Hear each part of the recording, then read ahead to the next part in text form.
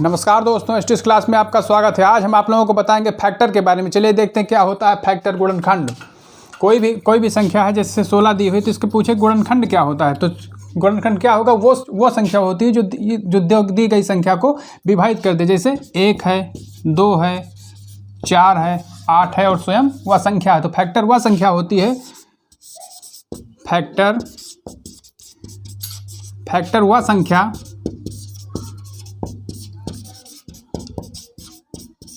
वह संख्या होती है जो दी गई संख्या को पूर्णतया विभाजित कर दे, पूर्णतया विभाजित कर दे। और फैक्टर से जानने के पहले हम देखते हैं मल्टीपल क्या होता है। मल्टीपल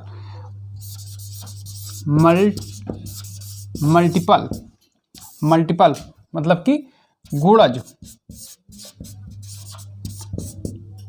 जैसे पूछा जाए कि 16 का गुणज क्या होगा, तो जब मल्टीपल पूछा जाए तो सीधा मतलब जिस संख्या का मल्टीपल पूछा जाए, 16 का पूछा जाए, मल्टीपल का सीधा मतलब है कि 16 को 1, 2, 3, 4, 5 अप टू अनंत से क्रमशः गुणा करने पर इसके मल्टीपल मिलते जाएंगे। जैसे 16 मिल जाएगा, 32, 48, 16 80, 64, ऐसे हमें अनंत तक इसके मल्टीपल मिल जाएंगे। तो जो मल्टीपल जो होता है उसकी संख्या अनंत होती है, और जो फैक्टर होता है उसकी संख्या जो है वो सीमित होती है।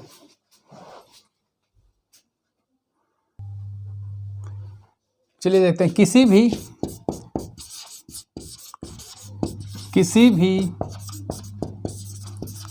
संख्या के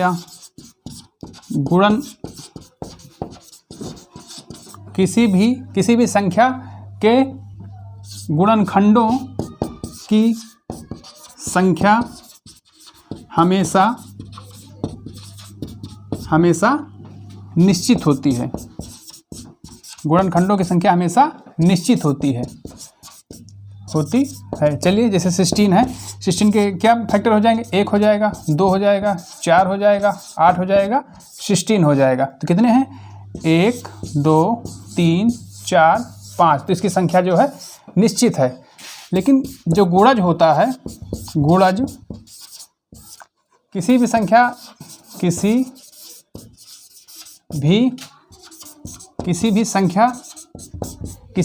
का जो गुणज होता है, इसकी संख्या जो है अनिश्चित होती है। अनिश्चित इसकी संख्या जो होती है वो अनंत होती है। जैसे 16 का पूछा जाए गुणज क्या है, तो 16, 32, 48, 64, 80 अप टू अनंत तक। तो फैक्टर की संख्या निश्चित होती है और गुणज की संख्या जो है वो अनंत होती है। अब देखते हैं अभाज्य गुणनखंड कैसे निकालते हैं। अभाज्य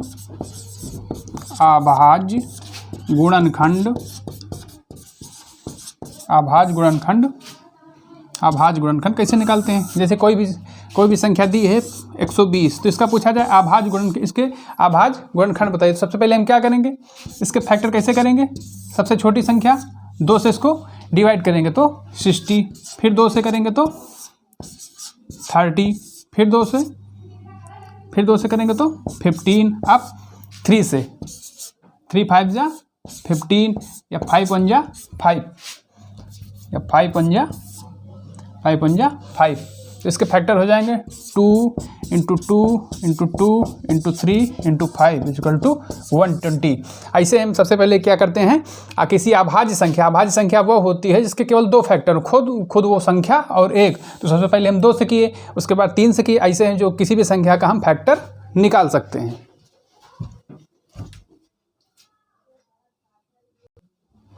चलिए अब हम देखते हैं कुल गुणनखंडों की संख्या कैसे निकालेंगे। कुल गुणनखंडों की संख्या कैसे हम निकालेंगे। चलिए देखते हैं कि कोई भी गुणनखंड है उसके हम कैसे पता कर सकते हैं उसके गुणनखंडों की संख्या कितनी। जैसे कोई भी संख्या 120 दी हुई पूछे इसमें गुणनखंडों की संख्या कितनी होगी। चलिए देखते हैं। 120 के हम फैक्टर करेंगे, कैसे करेंगे? 2 से 60, 30, फिर 2 से करेंगे 15, फिर 3 से करेंगे 5, फिर 3 से करेंगे 5 और 5 पंजा 5। तो इस तरह इसके फैक्टर हो गए। 2 से 120 किया, फिर 60, 30, 15, फिर इस तरह से हम इसके फैक्टर किए। चलिए अब देखते हैं इसके गुणनखंड कितने हो गए। 2 × 2 × 2 × 3 × 5 इसके जो गुणनखंड निकल कर रहा है 120 के जो फैक्टर निकल कर है 2 × 2 × 2 3 × 5। अब हमसे पूछा है कुल गुणनखंडों की संख्या, कुल गुणनखंडों की संख्या बताइए। तो सबसे पहले क्या करेंगे, इसको हम पावर में लिख लेंगे। 2 कितनी बार है? 2 जो है 3 बार है, तो 2 की पावर 3। 3 कितनी बार है? 1 बार है, 3 1 बार है। और 5 कितनी बार है? 1 बार है। तो अब पूछा है इनके गुणनखंडों की संख्या बताइए। तो सबसे आसान तरीका, जो इसके फैक्टर हैं, इसके जो पावर है, फैक्टर की जो पावर है, गुणनखंडों की जो पावर, जैसे 3 है, 1 है, 1 है, तो इसको 1 1 बढ़ा के हम लिख देंगे। जैसे 3 1 4, 1 1 2, 1 1 2, बस इसका ही मल्टीप्लाई कर देंगे। 4 दूनी 8 दूनी 16। सबसे पहले क्या किए? सबसे पहले 120 के फैक्टर किए। फैक्टर करने के बाद उसको हम फैक्टर को पावर में लिख लिए। तो 2 की पावर 3, 3 की पावर 1, 5 की पावर 1। अब इसको जो पावर है उसको 1 1 बढ़ा कर, जैसे 3 है तो 1 4 और 1 है तो 2, 1 है तो 2, तो कैसे उसको मल्टीप्लाई किया? 4 दूनी 8 दूनी 16। तो 120 के जो फैक्टरों की संख्या हो जाएगी वो हो जाएगी, कुल गुणनखंडों की संख्या जो हो जाएगी वो 16 हो जाएगी। ये तो ही कुल गुणनखंडों की संख्या 16 हो गया। अगर पूछे विषम गुण कितने, इसमें विषम गुणनखंड है, विषम फैक्टर कितने हैं? विषम गुणनखंड कितने हैं? तो इसमें जो विषम है, जो 3 और 5, इसमें विषम कौन है? 3 है, 5 है, 2 तो सम है। तो 3 5 के ऊपर जो पावर है इसको 1 1 हम बढ़ा देंगे। 1 है तो 2, इसमें 1 है तो 2, तो विषम गुणनखंडों की संख्या हो जाएगी 4। अगर सम पूछे, सम गुणनखंड पूछे, तो सम गुणनखंड, अगर सम गुणनखंड पूछे तो टोटल कितने हैं? 16, विषम कितने हैं? 4, तो सम कितने हो जाएंगे? 12। इस तरह हम किसी भी संख्या के किसी भी जो संख्या दी है उसके कुल गुणनखंडों की संख्या निकाल सकते हैं, विषम गुणनखंडों की संख्या निकाल सकते हैं, सम गुणनखंडों की भी संख्या निकाल सकते हैं। अब हम देखेंगे कुल गुणनखंडों का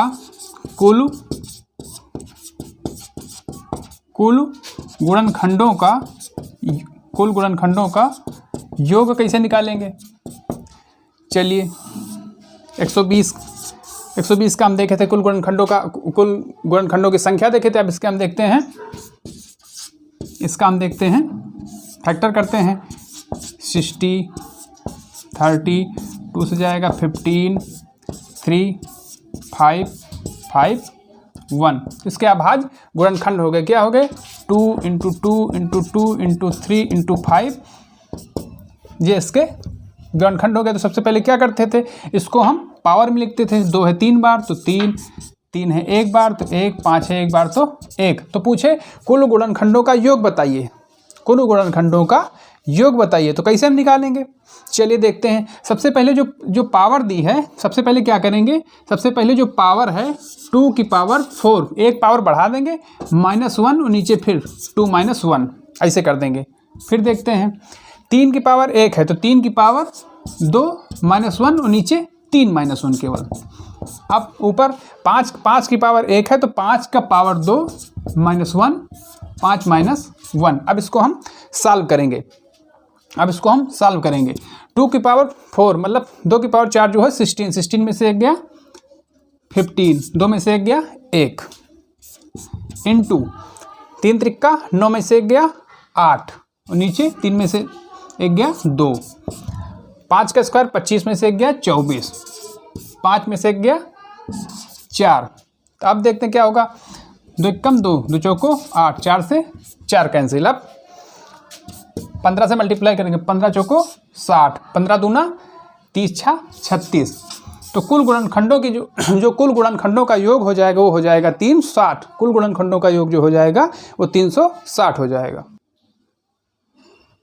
कुल कुल कुल गुणनखंडों का योग निकल आएगा। कुल गुणनखंडों का योग जो आया था वो 360 आया था। अब पूछ ले अगर विषम गुणनखंडों का योग, विषम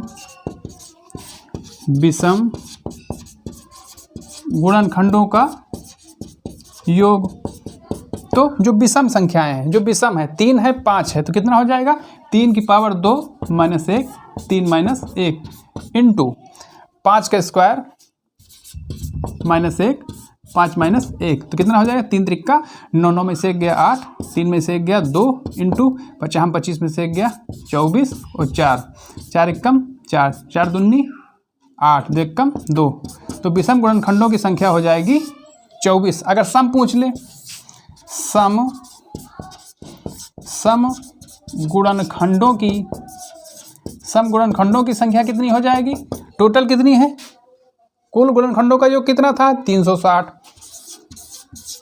विषम का कितना है 24, तो सम का कितना हो जाएगा, कुल दिया था 360, कुल गुणनखंडों का योग 360 था, विषम का निकल आया 24, विषम का निकल आया 24, तो सम का कितना हो जाएगा 336।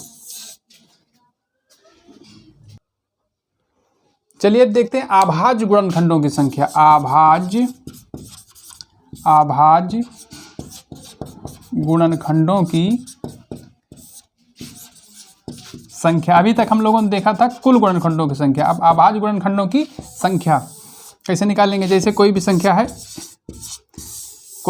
है 1080, तो इसका मल्टीप्लाई करें, सबसे पहले इसके हम फैक्टर निकालेंगे। फैक्टर कैसे निकालते हैं, 2 से सबसे पहले करेंगे तो कितना हो जाएगा 2 पंची 10, 2 चौको 8, फिर 2 से करेंगे 2 दूना 4, 2 सती 14, फिर 2 से करेंगे 2 एकम 2, 2 दूना 2 तिहाई 6, 2 पंची 10। अब कितने से जाएगा, अब जाएगा 5 3 8 9, 3 से जाएगा 3 चौक 12, तीनों बची 15, फिर 3 से जाएगा 3 एकम 3, तीनों बची 15, फिर 3 से जाएगा तीनों बची 15, और फिर 5 से जाएगा 5 एकम 5। इसके फैक्टर कितने हो जाएंगे 2 into 2 into 2, 3 into 3 into 3 into 5। अब हम क्या करेंगे, इसको पावर में लिख लेंगे। पावर में कैसे लिखेंगे, 2 की पावर 3, 2 जितनी बार उसको पावर में लेंगे, 2 की पावर 3, और 3 कितनी बार है 3 बार, और 5 कितनी बार है 1 बार है, तो 2 की पावर 3, 3 की पावर 3 प्लस 1। अब कुल गुणनखंडों की संख्या, कुल आभाज्य गुणनखंडों की संख्या, तो कुल में क्या करते थे, एक एक हम बढ़ा लेते थे। इसमें क्या करेंगे, जो पावर है उसको हम ऐड कर लेंगे, केवल 3 + 1 बराबर 7। तो इसके जो आभाज्य गुणनखंड हो जाएंगे उनकी कुल संख्या हो जाएगी 7। इसमें क्या किए थे, उसमें क्या करते थे, हम पावर बढ़ा लेते थे, उसके बाद मल्टीप्लाई करते। इसमें क्या करेंगे, हम पावर को वही रहने देंगे और उसको ऐड कर लेंगे, 3 + 3 + 1 7। अब विषम गुणनखंडों की संख्या क्या हो जाएगी, जो विषम पावर है 3 है 1 है, तो 3 + 1 बराबर 4। तो सम पूछ ले, तो सम गुणनखंडों की संख्या, विषम आभाज्य गुणनखंडों की संख्या, विषम आभाज्य गुणनखंडों की सम आभाज्य गुणनखंडों की संख्या कितनी हो जाएगी, टोटल कितने गुणनखंड थे 7, विषम कितने थे 4, तो सम कितने हो जाएंगे 3।